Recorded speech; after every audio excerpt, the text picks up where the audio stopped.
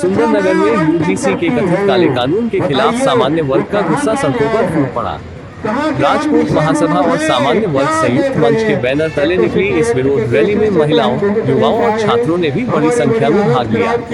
प्रदेश अध्यक्ष के.एस. जम्वाल ने केंद्र सरकार पर आरोप लगाते हुए कहा कि यूजीसी के इस कानून के जरिए उच्च शिक्षा में जातिगत विभाजन को बढ़ाने की कोशिश की जा रही है।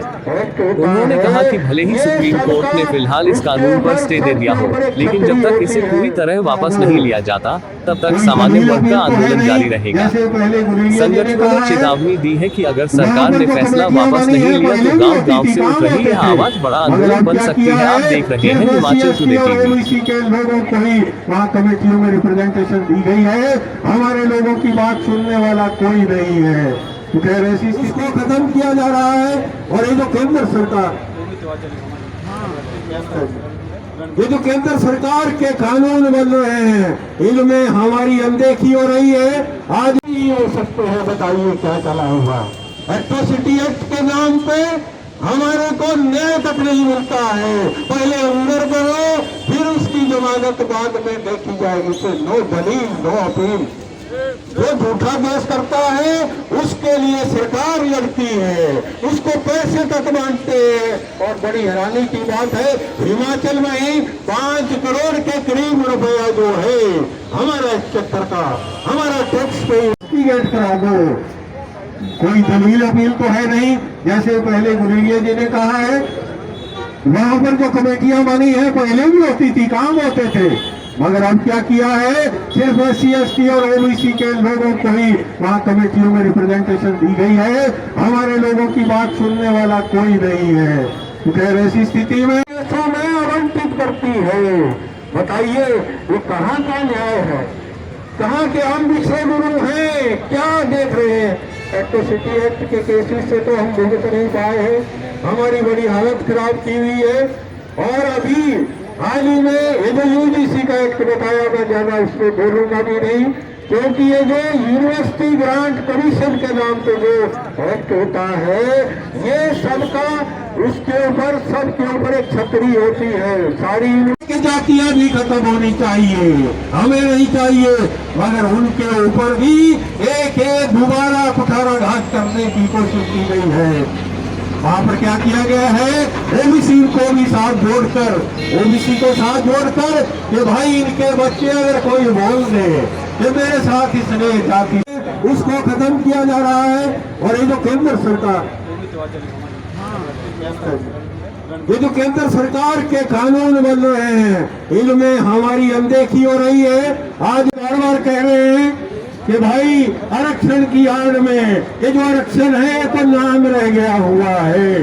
मगर ठीक है, ज्यादा समय नहीं है, मैं तो कहूँगा एक दो रिश्ता बोलेंगे। मैं कहूँगा कि इसकी आड़ में लोगों ने, इन सरकारों ने हमारी ये जो समुदाय है, सामान्य वर्ग समुदाय हो, हमारे के काहे को बुलाया हुआ है, क्या है। वैसे तो गांव जाकर हम लोगों ने प्रचार किया था, मगर ये कहना चाहेंगे कि सरकारें हमारे पीछे हाथ रखकर पड़ी है, हमारे जन्म से लेकर। मेरा ख्याल बड़ी जल्दी नहीं, देखिए थोड़ा 12 बजे का टाइम है। आज हम लोगों ने ये विरोध प्रदर्शन यूजीसी के काले कानून को वापस लेने के लिए किया हुआ है।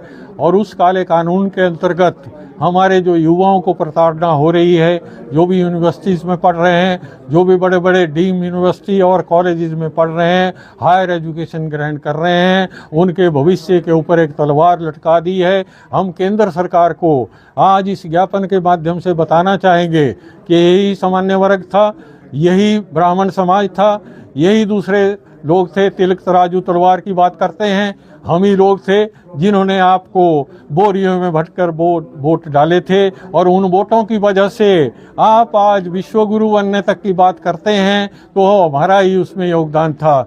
मगर आप लोगों ने जब ये गद्दी संभाल ली है, तो उसके बाद आप लोगों ने हमारे हकों की बात, सामान्य वर्ग के युवाओं की हकों की बात आपने भूल दी है। और यही नहीं, उन्हें नीचे लिखाने के लिए आपने SC/ST एट्रोसिटी एक्ट की तरह केसेस जिसमें OBC शामिल नहीं थे, अब लड़कों में भेदभाव पैदा करने के लिए OBC को भी जोड़ दिया है। और बीच में इंजीनियरिंग कॉलेज, बड़े बड़े विश्वविद्यालयों में UGC कानून के काले कानून के अंतर्गत उनमें आपसी भेदभाव, जातिगत भेदभाव जो है पैदा करवा दिया है, जिसका खुमाइजा अगले आने वाले समय में आपको भुगतना पड़ेगा। हम यही नहीं, हम इस लड़ाई को प्रदेश स्तर तक ही नहीं सीमित रखे हुए हैं। हम लोग 8 तारीख के बाद भी 8 को भी जा रहे हैं दिल्ली, तो प्रदेश के बजाय राष्ट्रीय स्तर पर भी इस संघर्ष में बढ़ चढ़कर हमारा युवा भाग लेगा, महिलाएं भाग लेगी, और हम लोग उसमें पूरा भागीदारी सुनिश्चित करेंगे। और कल को इन अपने चुने हुए नुमाइंदों को सबक सिखाने के लिए भी एक